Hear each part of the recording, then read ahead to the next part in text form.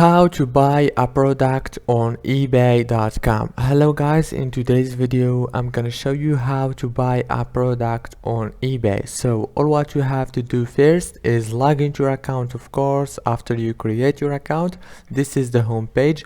Now go to the top corner and click on account settings. Now go to payments and add your payment method.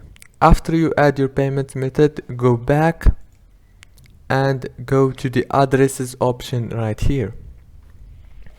Now add your shipping address from here.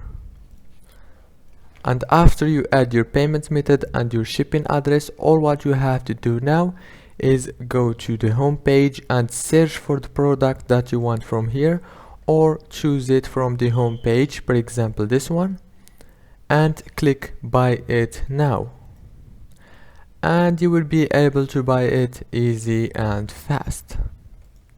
If this video was helpful, please don't forget to like and subscribe.